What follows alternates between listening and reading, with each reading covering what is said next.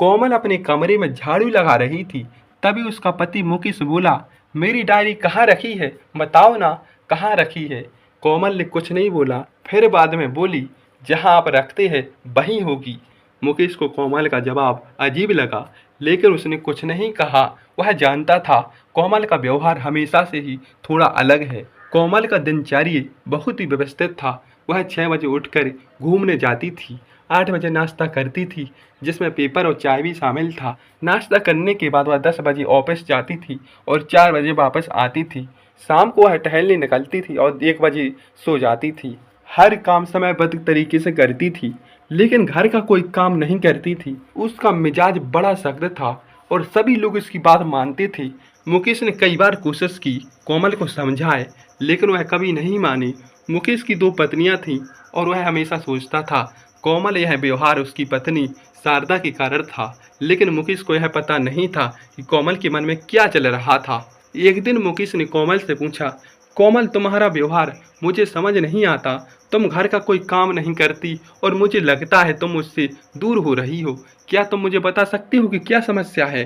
कोमल ने मुकेश की बात सुनी और फिर बोली, मुकेश, तुम मुझे नहीं समझती। मैं तुम्हारी दूसरी पत्नी नहीं हूँ, मैं तुम्हारी पहली पत्नी हूँ। लेकिन तुमने कभी मुझे महत्व नहीं दिया। तुम हमेशा शारदा को महत्व देते हो। मुझे लगता है तुम मुझे भूल गई हो। मुकेश को कोमल की बात सुनकर आश्चर्य हुआ। वह नहीं जानता था कि कोमल को ऐसा लगता है। वह सोचता था कोमल को उसकी दूसरी शादी से कोई समस्या नहीं है, लेकिन अब वह समझ गया है कोमल को बहुत दर्द हुआ है। मुकेश ने कोमल को समझाने की कोशिश की, लेकिन कोमल नहीं मानी। वह कहीं और चली गई। मुकेश को लगता उसे कमी नहीं मिलेगी, लेकिन मुकेश ने हार नहीं मानी। वह कोमल को वापस पाने के लिए कुछ भी करने को तैयार था। कुछ दिनों के बाद मुकेश के घर में एक व्रत आया। शारदा ने व्रत की तैयारियां शुरू कर दी, लेकिन कोमल ने कोई दिलचस्पी नहीं दिखाई। वह अपने कमरे में बैठी रही और शारदा को व्रत की तैयारी करने दी। शारदा ने व्रत के लिए खाना बनाया और मुकेश को बुलाया। मुकेश आया और शारदा ने उसे खाना परोसा, लेकिन जब मुकेश ने कोमल को नहीं देखा तो उसने पूछा, कोमल कहाँ है। शारदा ने कहा, वह अपने कमरे में है, वह व्रत में नहीं आ रही है। मुकेश ने कहा, मैं जाकर उसे बुलाता हूँ। मुकेश ने कोमल के कमरे में गया और उसने देखा कि कोमल रो रही है। मुकेश ने पूछा, कोमल क्या हुआ, तुम व्रत में क्यों नहीं आ रही हो। कोमल ने कहा, मुकेश, मैं तुमसे दूर हो रही हूँ, तुम मुझे नहीं समझते हो, मैं तुम्हारे साथ नहीं रहना चाहती हूँ। मुकेश की 2 पत्नियां थीं, कोमल और शारदा। के बीच तनावपूर्ण स्थिति को देखकर मुकेश ने एक ऋषि मुनि से सलाह लेने का फैसला किया। ऋषि मुनि ने मुकेश को समझाया, 2 पत्नियों के बीच के तनाव को दूर करने के लिए उन्हें एक दूसरे की भावना को समझना होगा और एक दूसरे के साथ सहयोग करना होगा। ऋषि मुनि ने कहा, मैं आपके घर में पूजा पाठ कराऊंगा और गांव वालों के लिए कथा का आयोजन करूंगा। इससे आपके घर में शांति सुख आएगा। मुकेश ने ऋषि मुनि की बात मान ली और उसके घर में पूजा पाठ करवाया। कोमल और शारदा दोनों ने पूजा में भाग लिया और एक दूसरे के साथ सहयोग किया। इसके बाद गांव वालों के लिए कथा का आयोजन किया। ऋषि मुनि ने कथा में बताया कैसे एक पति 2 पत्नियों के बीच की तनाव को दूर किया जा सकता है। कथा सुनकर गांव वालों ने भी अपने घरों में शांति सुख लाने के लिए प्रेरित हुए। कथा के बाद कोमल और शारदा ने एक दूसरे को समझौता किया और मुकेश के साथ भी अपने रिश्ते को मजबूत बनाने का फैसला किया।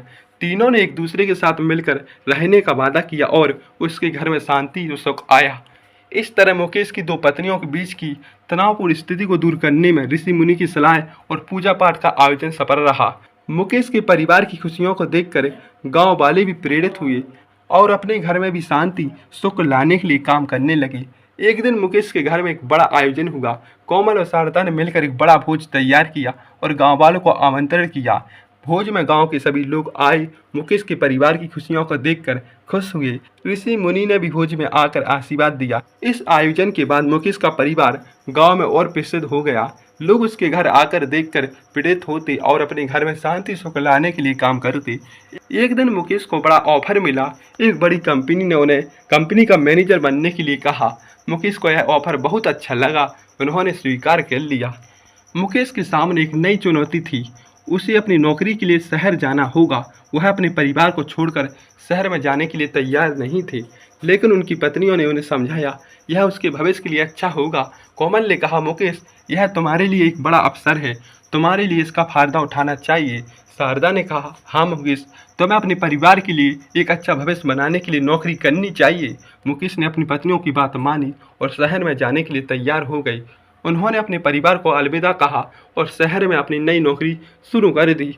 शहर में मुकेश ने अपनी नौकरी में बहुत मेहनत की और जल्द ही अपनी कंपनी में एक उच्च पद पर पहुंच गया। लेकिन उसके परिवार को बहुत याद आ रही थी और जल्द ही उसे मिलने के लिए घर आना चाहते थे। एक दिन मुकेश को एक फ़ोन आया जिसने उसकी ज़िंदगी को पूरी तरह से बदल दिया। मुकेश को फ़ोन आया, कोमल से कहा। वह बहुत खुश थी। वह कह रही थी, मुकेश, तुम्हारे परिवार में एक नया सदस्य आने वाला है, मैं गर्भवती हूँ। मुकेश की खुशी का ठिकाना नहीं रहा। उन्होंने तुरंत अपनी नौकरी से छुट्टी ले ली और घर आया। शारदा भी बहुत खुश थी। दोनों पत्नियों ने मिलकर मुकेश का स्वागत किया। कुछ महीनों के बाद कोमल ने एक सुंदर बच्ची को जन्म दिया।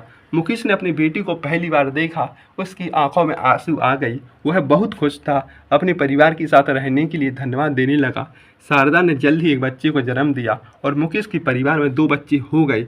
मुकेश की ज़िंदगी पूरी तरह से बदल गई। अपने परिवार के साथ बहुत खुश था। ऋषि मुनि ने मुकेश के घर आकर आशीर्वाद दिया और कहा, मुकेश, तुम्हारे परिवार में शांति सुख आया है, तुम्हारी ज़िंदगी अब पूरी तरह से बदल गई है। मुकेश ने कहा, मैं आपका शुक्रिया अदा करता हूँ, आपकी सलाह ने मेरी ज़िंदगी को बदल दिया है। इस तरह मुकेश की कहानी समाप्त हुई। अपने परिवार के साथ बहुत खुश था। उसकी ज़िंदगी में शांति सुख आया। कहानी समाप्त होने पर आपको बधाई देता हूँ। आशा है आपको कहानी पसंद आई होगी। तो बताइए दोस्तों, कहानी कैसी लगी है। लाइक से सब्सक्राइब कीजिए। Thank you.